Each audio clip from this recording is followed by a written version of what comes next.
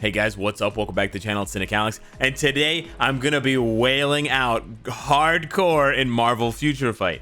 It is something that I'm definitely not saying and haven't said for the past few months, even on streams, and probably won't be saying for the next few months unless big changes come to the game. And that's not to say that I don't want to spend in Marvel Future Fight. I kind of miss, it sounds weird, but I mean, I am a pretty well-documented spender in this game.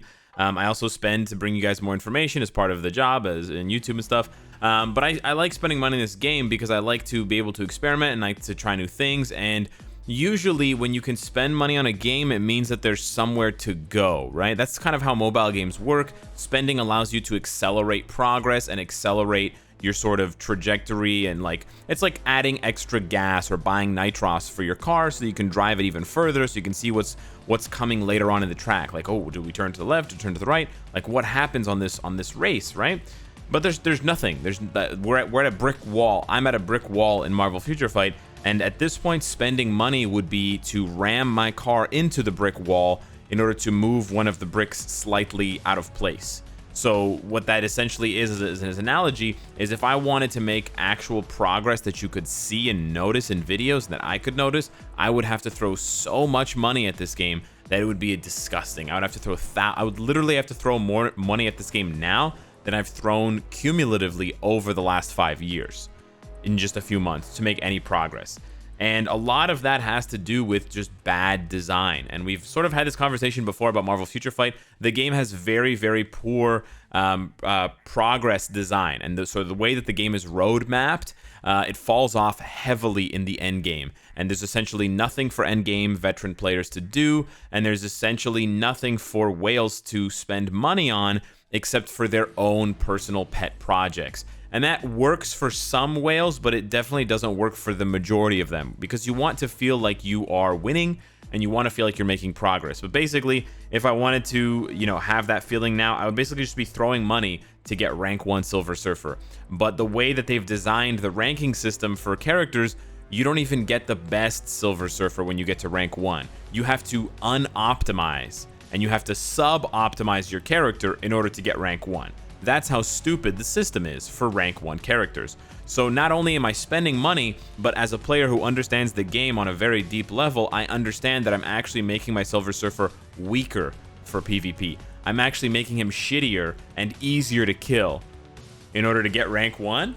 So even when the whales have an opportunity to spend money, as you can see, it's counterintuitive. And you might be sitting there wondering, like, wow, this guy, man, he's making a video about not being able to spend money. How out of touch is he? Well, no, I'm not out of touch, because I'm not only speaking for myself, I'm speaking for other players. But this is a larger problem, because think about it. It's a mobile game, but we always say at the end of the day, right? Marvel Future Fight, Netmarble Monster, they have to make money, right? That's always our excuse for them, for why the things are the way they are in the game, right? Oh, why do we have a future pass? Why do we have deluxe packs? Oh, guys, they have to make money. Why are all the uniforms now costing 1,050 crystals instead of 750? Oh, guys, inflation. They need to make more money. The game's older. Right. Okay, fine. So they need to make money. It's a business at the end of the day, but they can't even do that right. You see? They don't even do the part where they're supposed to make money. They're not even doing that right. So they're literally failing on that, on top of failing to provide meaningful content, challenges, rewards, and a meaningful progress route for intermediate to veteran players. Even if you're a moderate spender, you are going to hit a roadblock like me. It's just that the roadblock can be, you can sort of move the roadblock back if you decide that you want more CTPs. That's basically the only thing that has been in a way unique for me, is that I've gotten very lucky over the years pulling for CTPs, so I have a lot of CTPs. Other players have spent as much money as me or more in the game, and they have much fewer CTPs. CTPs are the one area where I've gotten extremely lucky. But besides that, or if you were just, not an obsessive gambler like me, and you were fine with having 50 CTPs instead of 150 like I have, then you would hit that roadblock too when you're VIP 5 or VIP 10, which is much, much less money spent than VIP 18, and is still much, much less. There are players out there who have double or triple the number of crystals that I've spent. Think about that. Double or triple. They have 2 million or 3 million crystals spent. That's an insane amount. And so the problem with the game is that there's basically not only are deals designed in a way that doesn't really encourage spending in a healthy way, and not that spending is healthy, but a lot of the biggest money sinks in this game are just pure RNG. And sure, that works for some games like Contest of Champions or other gacha games, but they make up for that in those games by having much less RNG or zero RNG in other aspects of the game. And they also make up for that by giving you your money's worth, right? When you spend $500 in Contest of Champions and you pull for a character and you get that character immediately becomes valuable because you can use that character in this piece of content and that piece of content, another piece of content, right? Okay, now on the flip side, I spent $500 pulling for comic cards or CTPs. And okay, let's say I get a comic card, a single comic card. Let's say I get 5, forget it. Let's say I get 5 comic cards. I get this one, this one, this one, this one, and this one. Okay, am I done? No, I'm not done. First of all, I don't even play with the comic card. You play with the characters. So there's really no direct interaction between me having fun and the comic cards. The comic cards just allow my characters to deal more damage, etc. Okay, on top of that though, you guys know that it's not over with the comic cards. You now have to roll the comic cards. So you can see how there's all these impediments in Marvel Future Fight that makes spending seem so unattractive to players, to endgame players, to whales, that it's just like, why am I doing this? This is just kind of dumb, right? And if you don't think if you still don't think this is a problem, if you still don't think that this is sort of like ringing any bells of alarm because you're free to play or whatever, try to look at the wider picture here. So let's check this out. This is Netmarble's Q1. So this is January, February, March. Their Q1 2020 earnings results. Okay, this was published very, very recently, like 3-4 days ago. So yeah, this is this year, the first 3 months of the year. Now, for Q2, I would imagine that some businesses are going to see a spike in revenue because of coronavirus, but I do think that other businesses and some mobile games are actually going to see a steep decline because games, and I don't have the data on Marvel Future Fight, but some games, whether they're mobile games or whether they're PC games, they're subscription games like World of Warcraft or ESO or whatever, they might actually see a decline in their revenue because people have lost their jobs or they're on, temporary vacation or whatever, so they're budgeting. And when people budget more, they're more likely to cut out entertainment, which could be their monthly spending on a mobile game or their monthly subscription for mobile games or for other games like I mentioned, PC games, Switch games, PS4 games, Xbox games, whatever. So I don't know if Netmarble is going to see a spike or a decrease in earnings, but I don't think that the first 3 months are impacted by the global pandemic, okay? So I just wanted to clear that up in case anyone brings that up. Now, let's check this out. Game portfolio. So this is a breakdown of how much money they make in each of the genres that they track here, roughly. And then this is the one that everyone gets interested in. It's the revenue breakdown by major games. And this is where you get to see our pride and joy, Marvel Future Fight. Down here at the bottom in this bluish, grayish color, Marvel Future Fight represents 3% of Netmarble's revenue on games from their games portfolio. That doesn't necessarily represent 3% of all of their revenue because they may have revenue in other areas, and this is probably not 100% accurate, but still 3% is pretty low. It's pretty small. It's the third smallest amount that they actually list. Everything else goes into other if it represents less than 1%. Netmarble at any one time has at least like 40-50 games out. So as you can see, you've only got about 10 games here that are listed. So there's another 30 games or so that make up this other category. But you see Seven Nights is one of their oldest games. It's very popular in Korea still, but it's only 1% of their revenue. Everybody's Marble, which is literally a marble game. You have BTS World, A3 still alive. So to say that Marvel Future Fight is kind of an obscure company with these games is accurate. I'm sure there are people watching this video who have never heard of the games that I just listed. I'm sure that probably half of you have never heard of these 4 games. But then maybe you've heard of the rest of these games. King of Fighters All-Star is just above Marvel Future Fight, 3%, 4%. Now that is either good for Marvel Future Fight or bad for King of Fighters, because King of Fighters is a fairly well-known IP. It's not outrageously popular like Marvel. It doesn't have movies coming out and things like that. But King of Fighters is, pretty close up there after Tekken and Street Fighter. They had a Tekken collaboration. They're having a WWE collaboration right now with The Rock, Undertaker, John Cena. So they're doing a lot of things right, and they're only still grossing about 4%, and they are a gacha game. So that either means that they're underperforming, or Marvel Future Fight is still performing pretty well at 3%. But then you go up and you see Lineage Revolution is still holding at 11%, which is pretty impressive for a game that I almost never hear anything about. 7 Deadly Sins Grand Cross, which I'm absolutely obsessed with, and I love that game, is quadruple, 4 times more popular than Marvel Future Fight. And 7 Deadly Sins actually, I believe, was not being listed. I might be wrong about this, but I think that it wasn't being listed until the global version came out, because there was the Japanese version that was out for like 6 or 7 months before the global one came out, but I'm not sure if they were listing it in their revenue breakdown until it was here. And then we've got, of course, the pride and joy, the Crown Prince Marvel Contest of Champions, sitting pretty at 14%. Now, all of these games, minus 7 Deadly Sins, have dropped in revenue. Marvel Contest of Champions was closer to, I think, like 17 or 18% last year, so they've dropped a few percentage points, 2, 3, 4%.